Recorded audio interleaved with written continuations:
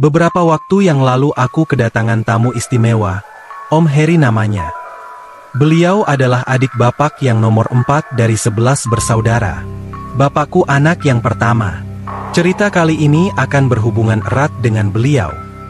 Ketika aku kecil, Om Heri sering bercerita tentang banyak hal. Dan yang paling aku ingat tentu saja cerita tentang pengalaman-pengalaman seram yang pernah dia alami. Walaupun jadi sering ketakutan setelahnya, tapi aku kecil selalu menunggu kedatangan Om Heri ke rumah untuk bercerita. Menurutku, kami memiliki kesamaan dalam hal kesensitifan. Aku paling senang kalau aku, Om Denny, dan Om Heri sudah bertemu dan ngobrol. Seru. Om Denny adalah omku lainnya yang mempunyai kemampuan lebih dalam hal ini. Balik lagi kita bahas Om Heri. Om Heri ini adalah satu-satunya anak kakek nenek yang sukses jadi sarjana. Beliau kuliah di salah satu universitas yang ada di Semarang, universitas yang cukup terkenal. Nah, aku mau bercerita tentang pengalaman beliau ketika masih tinggal di Semarang. Jadi, Om Heri ini ketika lulus kuliah gak langsung pulang ke kampung halaman, tapi mencoba untuk mencari pekerjaan di Semarang. Om Heri bilang, waktu itu sekitar akhir tahun 80-an, sarjana pun sudah susah untuk cari pekerjaan. Sehingga pekerjaan apapun akan Om Heri ambil, asalkan dibayar. Sambil menunggu dapat pekerjaan yang sreg di hati, akhirnya beliau memberanikan diri untuk menerima satu tawaran pekerjaan yang agak unik. Kerjaan apa, Bri? Pekerjaannya adalah pengemudi mobil pengantar jenazah. Aku akan bercerita pengalamannya ketika menjalani pekerjaan yang cukup unik itu.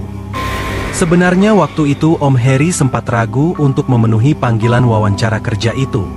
Surat panggilan berasal dari yayasan yang menaungi salah satu rumah sakit swasta yang cukup besar di kota Semarang. Karena gak ingin terlalu lama menganggur, akhirnya Om Heri membulatkan tekad untuk memenuhi undangan wawancara.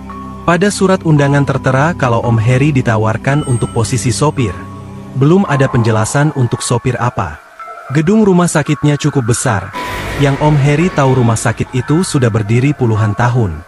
Dengan arsitektur bangunan lama, gedung ini terlihat sedikit menyeramkan. Ditemani seorang sahabat yang bernama Fuad, Om Heri berjalan memasukinya. Karena ini wawancara kerja pertama setelah baru 1 bulan lulus kuliah, Om Heri cukup tegang dan gugup waktu itu. Tapi alhamdulillah, singkat cerita, wawancara berjalan lancar.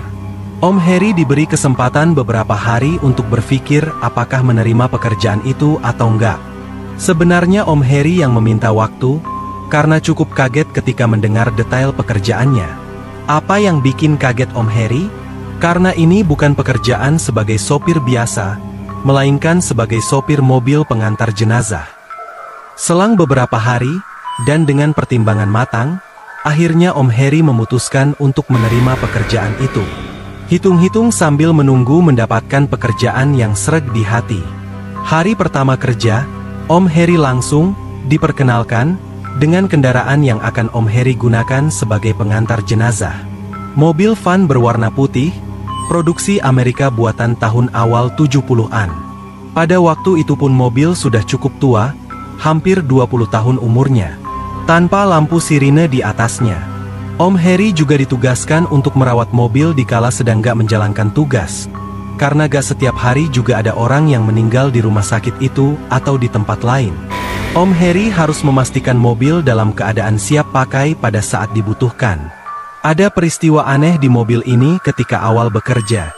Pada suatu siang, Om Heri ngantuk berat, mungkin sebelumnya sudah terbiasa tidur siang, karena pengangguran. Om Heri pun mencoba tidur di bagian belakang mobil. Oh iya, mobil van ini pada bagian belakangnya ada tempat duduk memanjang dari depan ke belakang pada sisi kanan kirinya. Di tengah-tengah ada ruang yang disiapkan untuk keranda jenazah. Nah, di kursi panjang di belakang itulah Om Heri terlelap. Di dalam tidur, Om Heri bermimpi aneh. Di dalam mimpi, Om Heri seperti tersadar. Dan ternyata Om Heri tertidur di atas keranda jenazah. Di kanan kiri, duduk orang-orang yang gak Om Heri kenal. Mereka berwajah asing dengan raut muka yang sedih. Dan ada yang menangis juga. Dalam kebingungan, Om Heri coba menggerakkan badan untuk berdiri. Ternyata badan gak bisa digerakkan. sama sekali gak bisa digerakkan. Kenapa begitu Om Harry? Karena ternyata tubuh Om Harry terbungkus kain kafan, dengan ikatan persis seperti pocong. Om Harry panik, ketakutan. Mas Harry, bangun Mas. Tiba-tiba Om Harry terbangun oleh suara Pak Slamet. Pak Slamet adalah karyawan rumah sakit itu juga. Kebetulan beliau melihat Om Harry tidur sambil mengigau di dalam mobil jenazah. Setelah kejadian itu, Om Harry gak pernah lagi tidur di dalam mobil itu. Gak berani. Setelahnya, rata-rata sekitar 1 minggu sekali Om Harry mengantarkan jenazah. Kadang ada yang diantar ke rumah duka, ada pula yang diantar langsung ke peristirahatan terakhir, yaitu pemakaman. Pada awalnya agak aneh dalam menjalani pekerjaan ini, tapi lama-kelamaan Om Harry jadi terbiasa dengan suasananya. Walaupun banyak kejadian seram yang Om Harry alami selama hampir 1 tahun menggeluti pekerjaan ini. Kali ini Om Harry akan cerita salah satu kejadian seram yang terjadi pada sekitar 6 bulan setelah mulai bekerja. Om Harry masih ingat, malam itu diharuskan menjemput jenazah di rumah duka yang letaknya di daerah Barusari, bagian selatan kota Semarang. Rencananya jenazah akan dimakamkan malam itu juga di kota Solo, cukup jauh memang. Perjalanan ke Solo waktu itu memakan waktu sekitar 3 jam. Sekitar jam 8 malam Om Harry tiba di rumah duka. Om Harry memarkir mobil jenazah di depan rumah, hanya terlihat beberapa orang berdiri menyambut. "Tunggu sebentar ya Mas, jenazahnya sedang disiapkan," ucap salah satu orang yang ada di situ. "Iya Pak, saya tunggu," jawab Om Harry sambil tersenyum. Yang Om Harry tahu, jenazah yang akan diantarkan adalah laki-laki berumur 45 tahun, yang meninggal mendadak pada siang harinya, karena serangan jantung. Rumah duka kali ini suasananya agak berbeda. Sebelum-sebelumnya, ketika Om Harry datang ke rumah duka, suasana terbilang ramai dengan keluarga atau tetangga. Kali ini, walaupun rumahnya terbilang rumah besar dan cukup mewah, namun hanya sedikit orang yang terlihat. Di dalam rumah juga hanya ada beberapa orang yang terlihat mengaji di sekeliling jenazah. Cukup sepi untuk ukuran rumah yang sedang berkabung. Tiba-tiba dari dalam rumah ada pergerakan beberapa orang yang mengangkat jenazah. Om Harry langsung cepat-cepat menuju mobil dan menyalakan mesinnya. Benar saja, beberapa orang terlihat mengangkat keranda keluar rumah. Om Harry langsung bergegas membuka pintu belakang dan membantu memasukkan jenazah ke dalam mobil. Selesai, jenazah beserta kerandanya sudah berada di dalam, pintu belakang pun ditutup. Om Harry langsung bersiap-siap dengan duduk di belakang kemudi. Oh iya, dalam bertugas Om Harry selalu sendirian, jarang banget ada yang menemani. Ada yang aneh lagi, kenapa orang-orang yang mengangkat jenazah tadi langsung masuk semua ke dalam rumah, meninggalkan Om Harry sendirian di dalam mobil. Sebelumnya ada satu orang yang bilang, "Mas, tunggu sebentar ya." "Baik Pak," jawab Om Harry. Setelahnya, bapak itu juga ikut masuk ke dalam rumah. Selama sekitar 15 menit Om Harry duduk di belakang kemudi, hanya berdua di mobil bersama jenazah. Entah apa yang dilakukan keluarga di dalam rumah begitu lama. Tiba-tiba pintu depan sebelah kiri ada yang membuka, dan masuk seorang bapak berkumis dengan penampilan agak gemuk dan menggunakan peci. "Ayo Mas, kita jalan," ucap bapak itu sambil tersenyum. "Oke Pak, kita hanya berdua saja di mobil ini Pak," tanya Om Harry. "Bertiga Mas, ada anak saya di belakang." Om Harry langsung menengok ke arah belakang, dan benar saja, sudah ada seorang remaja laki-laki yang duduk di samping jenazah. "Kapan anak itu masuk ke mobil?" gumam Om Harry dalam hati. "Kita gak menunggu anggota keluarga yang lain Pak?" tanya Om Harry lagi. "Gak perlu Mas, nanti juga tiba di Solo berbarengan," jawab bapak itu lagi. Gak ambil pusing, Om Harry langsung menjalankan mobil ke arah Solo. Waktu itu jam menunjukkan pukul 9 malam. Selama dalam perjalanan kami bertiga lebih banyak diam. Hanya sesekali saja ada percakapan. Itu pun karena Om Harry yang melempar pertanyaan, dan bapak itu hanya menjawab seperlunya. Apalagi anaknya yang duduk di belakang, bisa dihitung dengan jari satu tangan jumlah bicaranya. Om Harry sama sekali belum tahu lokasi pemakamannya, hanya bergantung petunjuk jalan yang dibilang oleh bapak itu. Percakapan yang Om Heri ingat sampai sekarang adalah, "Kok tadi di rumah sepi ya Pak? Apa keluarga lain masih dalam perjalanan?" tanya Om Heri penasaran. "Ah, memang hanya begitu adanya Mas, keluarga kami memang seperti itu, jarang ada yang peduli dengan anggota keluarga besar lainnya," jawab sang bapak dengan nada yang datar. Setelah itu, Om Heri dengar remaja yang duduk di belakang menangis terseduh-seduh. Cukup mengiris hati suara tangisannya. Melalui kaca spion, Om Heri dapat melihat kalau remaja itu hanya duduk sambil menundukkan kepala. Dan memang terlihat sedang menangis. Pada tahun 80-an akhir, jalur Semarang-Solo masih sangat sepi pada malam hari. Hanya sesekali mobil yang kami tumpangi berpapasan dengan mobil lainnya. Sepanjang jalan masih melalui beberapa hutan di kanan kiri. Entah kenapa, malam itu memang suasananya terasa beda. Padahal itu bukan pertama kalinya Om Heri melaksanakan tugas. Tapi memang terasa beda aja. Singkat cerita, sekitar jam 12 malam akhirnya kami memasuki kota Solo. Dan gak lama kemudian mobil sudah tiba di kawasan pemakaman. Om Heri langsung parkir mobil di dalam halamannya. "Mas, tunggu sebentar ya, saya laporan dulu ke petugasnya," ucap bapak itu seraya turun dari mobil. "Iya Pak, saya tunggu di sini ya Pak," jawab Om Heri singkat. Setelah itu, cukup lama bapak itu pergi, kira-kira lebih dari 30 menit. Tiba-tiba Om Heri teringat kalau ada remaja yang duduk di belakang bersama jenazah. Sontak Om Heri langsung nengok ke belakang. Ternyata remaja itu udah gak ada. Entah kapan turun dari mobil, Om Heri gak pernah menyadarinya. 1 jam berlalu, bapak dan remaja itu gak kembali juga ke mobil. Om Heri sudah mulai merinding dari situ. Mau turun mobil pun gak berani, karena Om Heri gak pernah diperbolehkan meninggalkan mobil jenazah dalam kondisi apapun. Itu adalah pemakaman yang cukup besar, yang letaknya gak terlalu jauh dari kampus Universitas 11 Maret. Dengan pepohonan rindang di sekelilingnya. Halaman parkir mobil berbentuk lapangan besar. Om Heri parkir di depan bangunan yang harusnya itu adalah kantor pengurus pemakaman. Tetapi anehnya bangunan itu seperti gak ada penghuninya.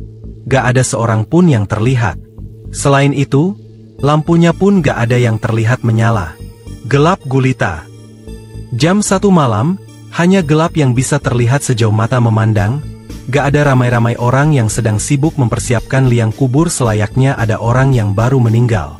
Hening. Sepi. Sendirian. Dengan jenazah terbaring di belakang. Tiba-tiba, Om Heri dikagetkan dengan munculnya seseorang yang berdiri di samping mobil, tepat berdiri di sebelah badan Om Heri dengan sebagian tangan keluar, karena kaca jendela mobil Om Heri biarkan terbuka. "Oh Bapak, kaget saya Pak. Dari mana Pak? Kok sedari tadi menghilang?" Berondongan pertanyaan Om Heri lontarkan ketika tahu sosok itu adalah bapak yang mengantar Om Heri ke pemakaman itu. Di belakangnya berdiri remaja yang duduk di belakang selama perjalanan tadi. "Mas, terima kasih sudah mengantarkan saya dan anak saya." Om Heri bengong, "Maksudnya apa?" "Maaf Pak, selama perjalanan kita belum berkenalan. Nama saya Heri, Bapak siapa ya?" tanya Om Heri penasaran, sambil mengulurkan tangan mengajak bersalaman. "Saya Sugeng, dan ini anak saya namanya Joko." Hanya itu yang beliau katakan, kemudian pergi begitu saja tanpa menyambut uluran tangan Om Heri. Di dalam gelap mereka berjalan pelan menuju ke dalam areal pemakaman. Pada detik itu Om Heri baru sadar, kalau ada yang gak beres dengan Pak Sugeng dan anaknya. Tiba-tiba badan Om Heri merinding. Setelahnya, mereka menghilang dalam gelapnya areal pemakaman itu. Sekali lagi, Om Heri ditinggal sendirian. Satu mobil dengan jenazah yang baru meninggal terbaring di belakang. Tiba-tiba, bangunan yang berada di depan mobil parkir lampunya menyala. Suasana jadi sedikit ada cahaya. Dan tiba-tiba juga, sekelebat lampu mobil terlihat masuk ke area parkir pemakaman. Sekitar 3 mobil. Om Heri jadi sedikit lega, karena jadi gak sendirian lagi. Ketiga mobil parkir sejajar mengapit mobil Om Heri. Kemudian penumpangnya turun, dan langsung menghampiri, dengan wajah kebingungan. "Mas kok tadi berangkat duluan? Kok tahu kalau almarhum akan dimakamkan di sini?" Begitulah, Banyak pertanyaan yang ditujukan kepada Om Heri dari orang-orang itu. Om Heri bingung dan menjawab seada-adanya aja. "Maaf Pak, tadi saya di mobil ditemani Pak Sugeng dan anaknya, Joko. Beliau yang memberitahu kalau pemakamannya di sini. Beliau juga yang memberi petunjuk jalan sampai ke sini." Suasana tiba-tiba hening, dan tanpa memberi penjelasan apapun, mereka langsung melaksanakan prosesi pemakaman, membiarkan Om Heri yang mungkin oleh mereka masih terlihat kebingungan. Ada yang aneh lagi, ternyata di tempat itu ternyata sudah ada beberapa petugas pemakaman yang menunggu keluarga dari jam 9 malam. Mereka mempersiapkan liang kubur yang akan digunakan. Padahal selama parkir di situ, Om Heri gak melihat seorang pun berada di tempat itu. Biasanya, setelah jenazah turun dari mobil dan dimulai prosesi pemakaman, Om Heri langsung pergi dan pulang. Tapi kali itu Om Heri penasaran dan mengikuti proses pemakaman. Betapa kagetnya Om Heri ketika ada salah satu anggota keluarga yang membawa bingkai besar foto almarhum. Ternyata foto itu adalah foto Pak Sugeng. Iya, ternyata yang meninggal adalah Pak Sugeng. Jenazah yang Om Heri antar dari Semarang ke Solo adalah Pak Sugeng. Dan yang menemani Om Heri selama perjalanan adalah Pak Sugeng juga. Terus remaja yang ikut Pak Sugeng siapa Om Heri? Setelah Om Heri berbincang dengan salah satu keluarga, remaja yang bernama Joko adalah anak kandung dari almarhum Pak Sugeng, yang sudah meninggal sebelumnya karena kecelakaan motor. Joko dikuburkan persis di sebelah makam ayahnya. Mereka dimakamkan berdampingan. Pekerjaan Om Heri sebagai sopir mobil pengantar jenazah ini gak terikat jam kerja. Ketika ada tugas mengantarkan jenazah, kapanpun waktunya ya harus siap. Om Heri jalankan dengan ikhlas. Seperti ketika ada kejadian yang akan Om Heri ceritakan berikutnya ini. Pada suatu malam, ketika baru saja sampai di tempat kos, tiba-tiba ibu kos bilang ada telepon dari rumah sakit. Waktu itu jam 10 malam, rumah sakit mengabarkan bahwa ada kecelakaan bus yang terjadi di daerah Bergas. Bergas ini sekitar 1 jam perjalanan dari Semarang. Ketika ada kecelakaan yang memerlukan bantuan mobil jenazah, dapat dipastikan ada beberapa korban yang meninggal. Innalillahi wa inna ilaihi roji'un. Om Heri langsung bersiap lagi dan bergegas menuju rumah sakit yang jaraknya gak terlalu jauh dari tempat kos di mana Om Heri tinggal. Sesampainya di rumah sakit, Om Heri langsung berangkat ke tempat terjadinya kecelakaan. Pihak rumah sakit bilang, sudah ada dokter dan perawat yang berangkat terlebih dahulu. Seperti biasa, Om Heri jalan sendiri. Singkat cerita, sekitar 1 jam perjalanan, sampailah Om Heri di lokasi kecelakaan. Waktu itu waktu sudah menunjukkan hampir jam 12:30 malam. Menurut informasi petugas yang ada, kecelakaan terjadi karena ada 2 bis besar yang bertabrakan. Belasan penumpang meninggal dunia. Sebagian korban sudah dibawa ke rumah sakit terdekat. Dan Om Heri ditugaskan membawa jenazah yang tersisa di lokasi. Karena sebagian sudah dibawa oleh ambulan dan mobil jenazah yang datang di awal. Om Heri perhatikan masih ada beberapa jenazah di pinggir jalan yang masih tergeletak tertutup kain. Beberapa polisi dan orang yang ada di situ langsung mengangkat 3 jenazah dan membawanya masuk ke dalam mobil. Ternyata, setelah 3 jenazah itu sudah ada di dalam mobil, ada 1 jenazah lagi yang tertinggal. Ruang di mobil jenazah hanya muat 3 orang. Ada seorang bapak di situ yang bilang untuk jangan menumpuk jenazah. Kasian katanya, Om Heri dan orang-orang lainnya dapat mengerti. Terus gimana Om Heri? Solusinya adalah, 1 jenazah terakhir diletakkan di kursi depan sebelah kursi sopir. Dengan posisi duduk, tapi wajahnya ditutup kain putih. Om Heri nurut, pikir Om Heri waktu itu daripada bolak-balik. Lebih baik sekali jalan dan pekerjaan selesai.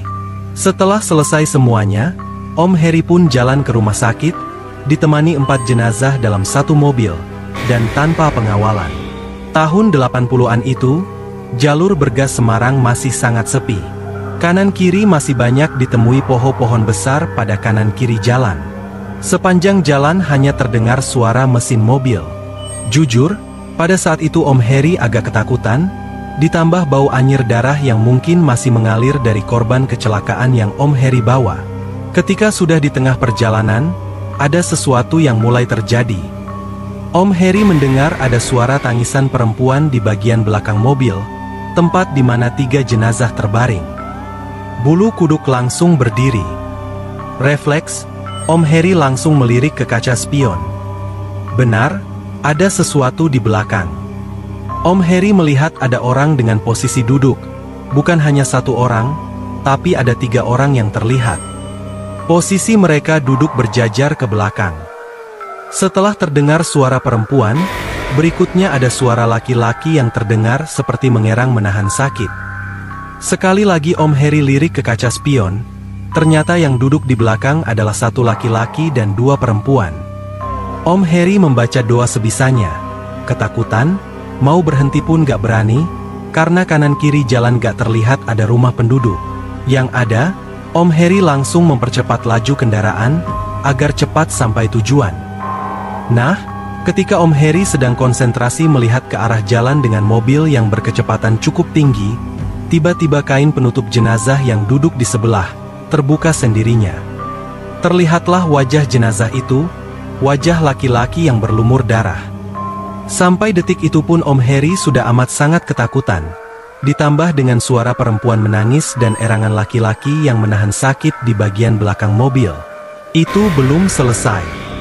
Ketika gak sengaja melirik ke arah jenazah yang duduk di sebelah, Om Heri melihat kedua matanya terbuka, menatap ke arah Om Heri. Bibirnya mulai tersenyum kecil. Entah itu hanya perasaan Om Heri aja, atau bagaimana. Yang pasti Om Heri gak tahan lagi. Amat sangat ketakutan. Ketika melihat ada 1 rumah penduduk, Om Heri langsung mengarahkan mobil ke tepi jalan. Setelah benar-benar berhenti, Om Heri langsung lari ke rumah itu, dan mengetuk pintunya. Alhamdulillah, penghuni rumah muncul. Om Heri langsung menceritakan semuanya ke bapak pemilik rumah, dan dia menawarkan diri untuk menemani di sisa perjalanan. Om Heri setuju. Sekitar setengah jam kemudian, sampailah kami di rumah sakit. Selesailah tugas Om Heri malam itu. Hari ini aku akan cerita salah satu pengalaman seram bareng kakek tercinta. Kenapa aku bilang salah satu? Ya karena ada beberapa pengalaman horor yang pernah kami alami berdua. Nanti aku ceritain satu persatu. Thread horor dari akun Twitter @bristory berjudul Hantu Obor-Obor di Lampung. Selamat menyimak. Almarhum kakek dan nenek semasa hidup dulu tinggal di suatu daerah pedalaman Lampung Timur. Pedalaman yang benar-benar pedalaman, desanya terletak tengah hutan. Kalau mau ke tempat itu harus melalui perkebunan sawit, kapas, karet, rawa-rawa, hutan jati, wah, macam-macam. Menurut bapak aku, jaraknya kira-kira 40 km dari jalan utama yaitu jalan lintas Sumatera. Kenapa bisa terdampar di sana? Karena dulunya mereka ikut program transmigrasi. Waktu kakek dan nenek masih hidup, setiap lebaran aku sekeluarga pasti mudik. Seru perjalanannya, dimulai dengan kapal laut Selat Sunda, lintas Sumatera Bakauheni Teluk Betung, terus ke kota Bergen, sampai situ aja jalan aspalnya. Setelah itu jalan tanah sampai ke rumah kakek. Tapi aku menikmati perjalanannya. Karena sudah tua, kakek meninggal 4 tahun yang lalu dalam tidurnya. Nenek meninggal 1 tahun sebelumnya. Sejak mereka meninggal, aku gak pernah mengunjungi tempat itu lagi. Amat sangat kangen dengan kakek nenek. Al-Fatihah. Peristiwa yang akan aku ceritakan ini terjadi sekitar 20 tahun yang lalu, waktu aku masih SD. Tapi tenang aja, detail kejadiannya aku masih ingat. Perjalanan ke rumah kakek selalu menggunakan mobil. Biasanya bapak aku yang duduk di belakang kemudi, aku duduk di sebelahnya. Aku suka banget memperhatikan barisan pepohonan kelapa sawit ketika mobil berjalan di tengahnya. Ratusan kelapa sawit berbaris rapi, membentuk terowongan di antara barisannya. Indah banget kelihatannya. Pemandangan itu banyak terlihat antara Bandar Lampung Bergen. Di kota kecil bernama Bergen ini jalan aspal berakhir. Selebihnya kami harus bergoyang selama beberapa jam di dalam mobil, karena melintas di jalan tanah yang sangat bergelombang. Apalagi kalau sedang musim hujan. Benar-benar seperti off-road dengan tingkat kesulitan yang lumayan berat. Pernah pada suatu waktu ketika mudik ke sana, mobil kami tergelincir masuk ke sawah. Nyemplung ke sawah semobil-mobilnya. Mobil sama sekali gak bisa jalan. Lah namanya juga kecemplung. Terus gimana? Om Adi, omku paling kecil, berjalan kaki ke arah kampung kakek untuk minta bantuan. Beberapa jam kemudian Om Adi datang bersama belasan orang, berbondong-bondong ke tempat kami menunggu. Tahu gak apa yang mereka lakukan kemudian? Sekitar 15 orang beramai-ramai mengangkat mobil dari sawah ke atas jalan tanah yang ada di sampingnya. Luar biasa kuatnya mereka. Luar biasa baiknya mereka. Tapi sebelumnya mereka sudah pada tahu kalau kami adalah anak cucu Pak Rauf. Oh iya, Rauf adalah nama kakek. Itulah gambaran betapa dahsyatnya perjalanan ke rumah kakek. Waktu itu kami ke rumah kakek bukan dalam rangka mudik lebaran. Tapi entah dalam rangka apa, aku lupa. Yang pasti waktunya adalah 2 atau 3 minggu sebelum memasuki bulan suci Ramadan. Singkat cerita, kami pun sampai di rumah kakek. Seperti biasa, kakek nenek menyambut kami, anak cucunya, di depan rumah dengan senyum bahagia.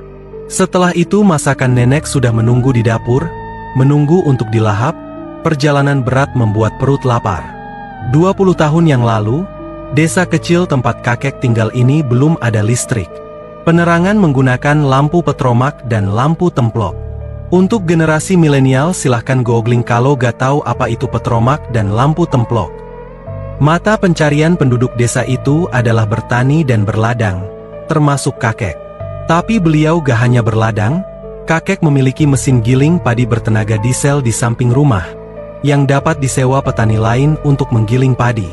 Jarak dari rumah ke rumah lainnya cukup jauh, rata-rata sekitar 100 meter. Dihubungkan dengan jalan tanah yang lumayan rata. Masing-masing rumah memiliki halaman yang luas, ada yang beralaskan rumput, dengan pohon buah-buahan di atasnya. Rumah-rumahnya berbahan dasar kayu. Kebayangkan suasana desanya? Aku sangat menikmati suasananya. Gak ada polusi, karena penduduknya bepergian menggunakan sepeda atau berjalan kaki, jarang ada motor melintas, apalagi mobil. Mengangkut hasil pertanian pun menggunakan gerobak yang ditarik oleh sapi, dengan kalung lonceng keliningan di lehernya. Aku mau cerita sedikit tentang sapi penarik gerobak ini. Ada yang unik dengan sapi-sapi ini. Jadi, hasil pertanian di kampung itu biasanya dibawa ke koperasi atau pengepul untuk dikumpulkan di sana.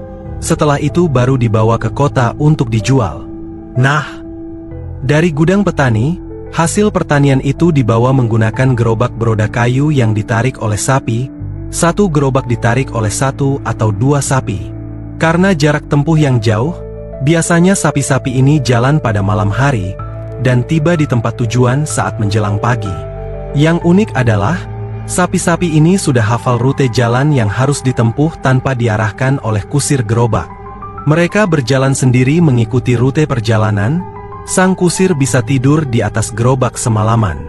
Ketika sang kusir bangun, gerobak sudah di tempat tujuan. Keren kan? Kadang di tengah malam, di depan rumah kakek lewat gerobak-gerobak sapi ini. Awalnya aku bingung, kok sapi-sapi ini berjalan sendiri tanpa terlihat kusirnya. Hanya tumpukan hasil pertanian yang terlihat di dalam gerobak. Ternyata kusirnya bobok ganteng di antara hasil tani dalam gerobak. Malam Jumat itu adalah malam kedua aku di rumah kakek. Saat itu aku dan om-omku tengah ngobrol di beranda rumah. Suasana malam hari di desa itu sudah sangat sepi. Sekeliling rumah hanya hutan dan rawa-rawa. Sesekali suara binatang malam terdengar di antara hembusan angin. Depan rumah kakek adalah jalan desa yang cukup besar. Jalan utama kampung itulah kira-kira. Di seberang jalan adalah hutan yang rindang, agak seram kalau dilihat malam hari. Obrolan kami berhenti sebentar, ketika kakek muncul dari dalam rumah. "Bri, antar kakek ke rumah kakek Hamid yuk," ucap kakek. Kakek Hamid adalah adik kandung kakek. Aku biasa panggil dia kakek kedua. Beliau orangnya lebih aktif, sering ngajak aku mancing ke tempat yang jauh, mengajak aku ke tempat-tempat seru. Kakek kedua juga sudah almarhum sekarang. Aku mengangguk menjawab ajakan kakek. karena aku juga belum sempat mampir ke rumah kakek kedua. Jam 9 malam kami pun beranjak pergi. Membawa obor, kami berdua menyusuri gelapnya malam di jalan desa terpencil itu. Berjalan kaki memakan waktu hampir 1 jam untuk sampai tujuan. Kanan kiri jalan yang dilewati adalah hutan dan perkebunan, hanya sesekali kami melewati rumah penduduk. Kalau masih terlihat ada orang di depan rumah, kakek akan bertegur sapa. Kakek kenal dengan semua penghuni rumah-rumah di desa itu. Sepanjang jalan kami berbincang seru, kakek memang hobi bercerita.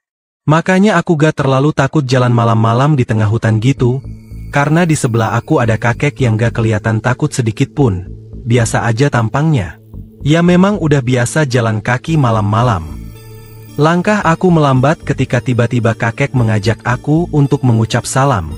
Ternyata di sebelah kiri jalan yang kami lewati adalah pemakaman umum yang cukup besar.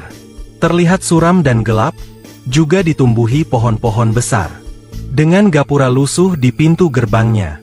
Merinding aku melewatinya.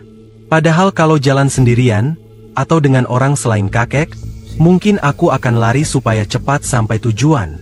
Sepanjang perjalanan yang terdengar hanya suara obrolan kami dan gesekan sendal di jalan tanah, diiringi suara-suara binatang hutan. Malam itu gak ada bulan, jadi benar-benar gelap. Sekitar jam 10 malam akhirnya kami sampai juga di tujuan.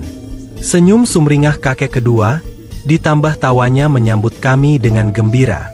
Naah cucu kesayangan kakek akhirnya datang juga malam-malam, kata beliau. Aku mematikan obor dan langsung masuk ke dalam rumah kayu itu. Kami ngobrol bertiga di dalam, kadang ditambah dengan nenek kedua yang sesekali ikut berbincang. Seru melihat obrolan dua kakak beradik ini. Beberapa saat kemudian aku memisahkan diri ke belakang, karena aku perhatikan ada pembicaraan penting di antara mereka berdua. Aku duduk di dapur berbincang dengan nenek kedua. Sekitar jam 12 malam kakek mengajak pulang. Aku senang, karena aku sudah agak ngantuk. Setelah berpamitan, kami menyalakan obor dan langsung berjalan pulang. Saat pulang, kami melewati jalan sama seperti berangkat tadi. Hanya kali ini udara mulai terasa lebih dingin. Entah kenapa, suasananya juga lebih hening. Untungnya kakek masih semangat mengajak aku ngobrol. Saat berangkat tadi, suara binatang-binatang hutan masih rame.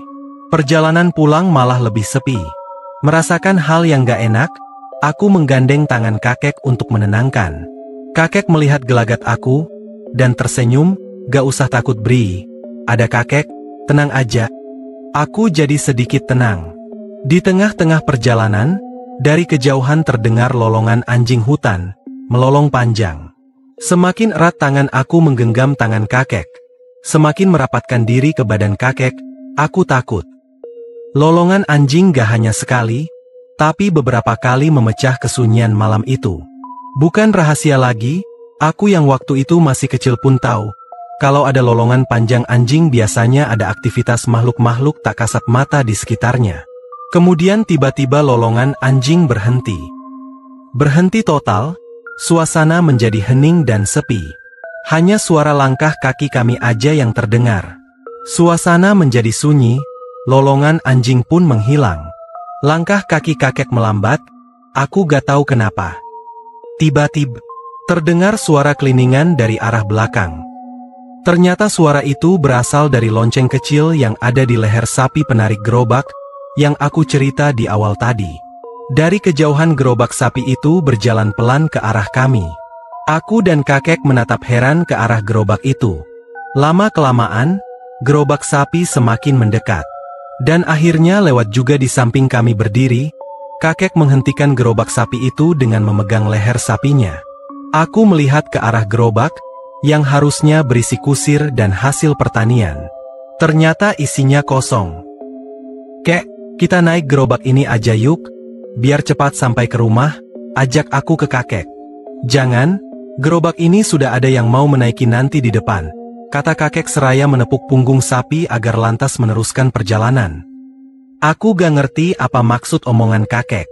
Aku bingung, siapa yang mau naik gerobak sapi malam-malam gini selain kami? Sepanjang mata memandang ke depan aku gak lihat siapa-siapa. Hanya ada kami berdua di tengah sunyinya malam itu. Tapi aku akan dapat jawabannya beberapa menit ke depan. Gerobak sapi lanjut berjalan dengan pelan menembus gelapnya jalan yang membelah hutan. Kami berjalan mengikuti sekitar 30 meter di belakangnya. Perasaan aku makin gak enak. Kakek gak mengeluarkan sepatah kata pun. Tangannya menggenggam erat tangan aku yang udah kelihatan takut. Gak lama kemudian, tiba-tiba gerobak sapi itu berhenti. Kami pun ikut menghentikan langkah. Kakek menarik tangan aku, seraya memberi isyarat agar mengikutinya untuk pindah ke tepi jalan. Aku bingung, kenapa kakek tiba-tiba pindah posisi jadi ke pinggir jalan? Kita berhenti dulu di sini. Ada yang mau lewat? KM jangan takut, tenang aja, ucap kakek sambil tetap tersenyum. Tapi tetap aja aku bingung. Emang ada apa? Siapa yang mau lewat? Kenapa kakek juga kelihatan agak tegang sikapnya? Aku baru sadar. Ternyata gerobak sapi itu berhenti tepat di depan pemakaman umum yang tadi kami lewati juga saat berangkat. Dalam perjalanan pulang, pemakaman itu letaknya jadi di sebelah kanan jalan. Aku ingat dengan gerbang gapura lusuh sebagai pintu masuknya. Suasana semakin hening, sesekali lolongan anjing hutan terdengar lagi dari kejauhan. Kami masih berdiri di pinggir jalan, ketika tiba-tiba merinding lagi kalau mengingat kejadian ini. Tiba-tiba, ada sesuatu yang menarik perhatian kami, sesuatu yang muncul di dalam area pemakaman itu. Dari kejauhan, kami melihat ada cahaya yang muncul dari salah satu gundukan kuburan. Cahaya itu ternyata api yang menyala pada ujung obor. Obor itu terlihat keluar dari dalam kubur. Dan ternyata, belakangan kami lihat obor itu gak muncul dengan sendirinya. Obor itu ada yang memegang. Dari kejauhan terlihat bayangan hitam berbentuk manusia yang muncul dari dalam kubur sambil memegang obor. Bayangan hitam pekat yang terlihat memakai jubah panjang. Aku gemetar ketakutan, pelan-pelan menggeser badan, pindah ke posisi di belakang kakek, sambil mengintip dari pinggangnya. Bayangan hitam yang membawa obor itu kemudian berjalan pelan menuju ke arah luar pemakaman. Berjalan menuju gerbang. Gak lama dari itu, dari gundukan kuburan yang lain muncul juga obor. Sama seperti yang pertama, ada bayangan hitam juga yang keluar membawa obor dari dalam kubur. Berikutnya muncul lagi dari kuburan yang lainnya. Dan muncul lagi. Aku hitung ada 5 bayangan hitam yang keluar dari dalam kubur dengan memegang obor, dan semuanya berjalan menuju gerbang pemakaman. Kebayang gak rasanya melihat peristiwa seperti itu? Aku semakin panik ketakutan melihatnya. Pingin nangis rasanya. Tangan aku menggenggam tangan kakek kuat sekali. Jangan takut Bri. Tenang aja. Itu makhluk Allah juga. Gak akan berbuat jahat. Allahu Akbar. Ujar kakek menenangkan. Tapi tetap aja aku ketakutan. Jarak kami ke area pemakaman sekitar 30 meter. Cukup untuk melihat peristiwa itu dengan jelas. Sambil mengintip, aku yakin ada 5 bayangan hitam yang berjalan membawa obor keluar area pemakaman. Ternyata mereka menuju gerobak sapi tadi yang berhenti di depan pemakaman. Satu persatu mereka menaiki gerobak sapi itu, yang pada akhirnya semua naik. Kemudian gerobak itu mulai berjalan pelan. Belum selesai. Ketika masih terkesima melihat peristiwa itu, ada sesuatu lagi yang menarik perhatian kami. Ternyata ada barisan obor berjalan dari arah kanan kami, dari arah kampung di mana rumah kakek kedua berada. Barisan itu berjumlah sekitar 10 obor, masing-masing dipegang oleh satu bayangan hitam yang berbentuk manusia berjubah. Berjalan pelan ke arah kampung kakek, jalur kami pulang. Aku semakin ketakutan. Aku gak berani melihat ketika barisan bayangan hitam itu semakin mendekat, dan terus mendekat. Yang akhirnya melintas juga tepat di hadapan. Aku membenamkan kepala ke dalam baju kakek. Aku sangat takut. Assalamualaikum. Aku dengar kakek mengucap salam ketika barisan makhluk itu tepat berada di hadapan. Waalaikumsalam. Aku dengar ada yang menjawab salam kakek. Suara laki-laki. Aku gak berani melihat, masih menutup mata dan membenamkan kepala di pinggang kakek. Kemudian, yang aku dengar adalah keheningan. Beberapa saat kemudian kakek mengajak aku melanjutkan perjalanan. Sebelum jalan kakek bilang, "Kamu gak usah takut. Kita akan berjalan di belakang mereka. Mereka gak jahat, mereka cuma ingin pulang." Pulang? Pulang kemana? Kami berjalan di belakang barisan bayangan hitam yang membawa obor itu, berjarak sekitar 50 meter di belakang mereka. Paling depan barisan adalah gerobak sapi yang membawa beberapa bayangan hitam membawa obor di atasnya. Sepanjang jalan tangan aku tetap menggenggam tangan kakek kuat-kuat. Di perjalanan itu, aku perhatikan, setiap melewati satu rumah penduduk, ada satu bayangan yang berbelok dan masuk ke dalam rumah yang dilewati. Ketika ada rumah lagi, satu bayangan berbelok dan masuk ke rumah itu. Begitu seterusnya. Gak terasa, akhirnya kami tiba di rumah. Aku langsung lari dan mengetuk pintu. Sementara rombongan bayangan pembawa obor meneruskan perjalanannya. Nenek membuka pintu rumah, aku buru-buru lari masuk ke dalam. Kakek mengajak aku untuk langsung ambil wudhu dan salat malam bersamanya. Malam itu aku tidur di kamar kakek.